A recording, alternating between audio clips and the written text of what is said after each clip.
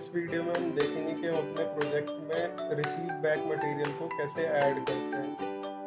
T code हमारा same रहता है CJ20N, प्रोजेक्ट बिल्डर की स्क्रीन होती है एंड यूज़र हमारे जेई होते हैं। तो मैं आपको एसएपी में जाके दिखा देता हूँ कि कैसे रिसीव बैक मटेरियल ऐड करते हैं अपने प्रोजेक्ट में। मैं CJ20N ओपन कर लेता हूँ। मैंने एक प्रोजेक्ट क्रिएट कर रखा है, आपका भी ऐसे एक प्रोजेक्ट क्रिएट हो रखा होगा, उसके अंदर आपको रिसीव बैक मटेरियल ऐड करना है। तो आपको क्या करना पड़ेगा, एक एक्टिविटी ऐड करनी है। थोड़ा सा मैं ऊपर कर देता हूँ। तो ये शायद ऐसे खुला हुआ होगा आपकी स्क्रीन पे, यहाँ जहाँ बॉटम लेफ्ट में, इसमें आपको इंडिविजुअल ऑब्जेक्ट का ड्रॉप डाउन ओपन करना है, देन एक्टिविटी का ड्रॉप डाउन ओपन करना है।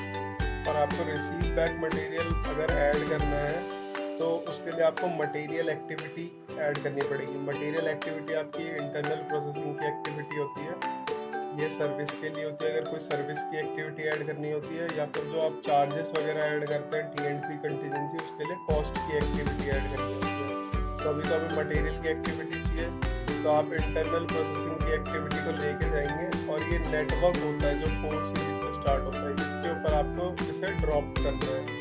यहाँ से इसको पकड़ेंगे और ड्रैग करते हुए नेटवर्क पे ले जाके छोड़ देंगे। यहाँ पर देखिए इसका नाम पूछ रहा है, इसका नाम हम दे देते हैं रिसीव बैक मटेरियल।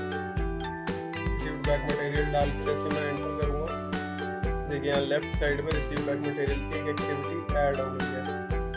अब आपको पता होगा कि ये जो रिसीव बैक मटेरियल है ये आपका लाइन्स एंड केबल्स का है या प्लांट एंड मशीनरी का। देखिए दोनों WBS बने हुए हैं, लाइन्स एंड केबल्स के भी, प्लांट एंड मशीनरी के। तो अगर मैं मान लेता हूँ कि हमारा प्लांट एंड मशीनरी का मटेरियल है, तो मैं इसको लेके चला जाऊँगा प्लांट एंड मशीनरी में, उसके WBS पर ड्रॉप कर दूंगा। जैसे उसके WBS पर ड्रॉप करूँगा, देखिए उसके नीचे ये रिसीव बैक मटेरियल आ गया। रिसीव बैक मटेरियल की एक्टिविटी ऐड हो गई है। कोई भी एक्टिविटी ऐड करनी होती है वो ऐसे ही ऐड होती है, वो रिसीव बैक मटेरियल की हो या किसी भी कोई कॉस्ट एक्टिविटी हो, कोई सर्विस एक्टिविटी हो, कोई भी एक्टिविटी ऐड करने का तरीका यही है कि उस टाइप की एक्टिविटी को आप यहाँ पे सेलेक्ट करेंगे, उसको ड्रैग करते हुए नेटवर्क के ऊपर लेके जाएंगे, उसका नाम देंगे और फिर वो यहाँ पर आप जैसे एंटर करेंगे यहाँ पे एक एक्टिविटी वो आपको दिखाने लगेगा। उस एक्टिविटी को आपको सेलेक्ट करके जिस भी WBS के अंदर वो एक्टिविटी चाहिए वहाँ पर आपको उसको ले जाके छोड़ देना है। तो मैं प्लांट एंड मशीनरी के अंदर मैंने रिसीव बैक मटेरियल ऐड कर दिया। अब इसके अंदर आपको मटेरियल ऐड करना होता है कि कौन सा मटेरियल आपको रिसीव कर रहे हैं आप साइट से।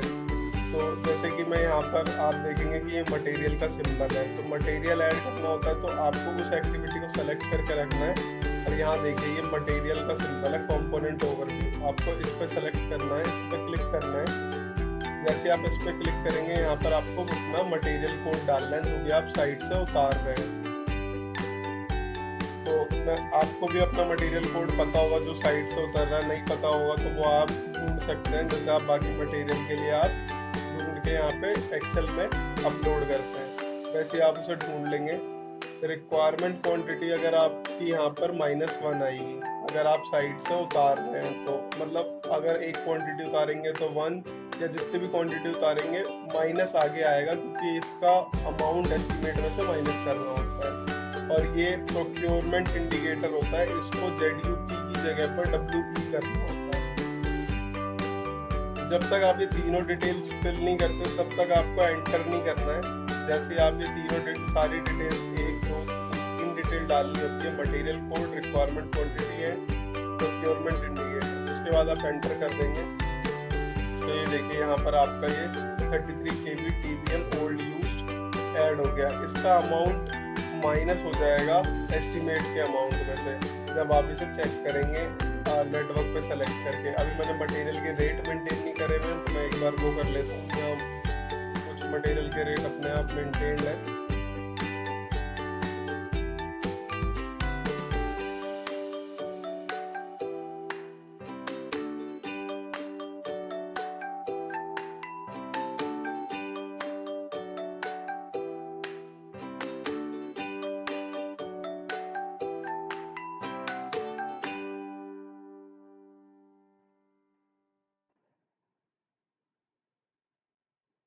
मैंने रेट डाल दिए।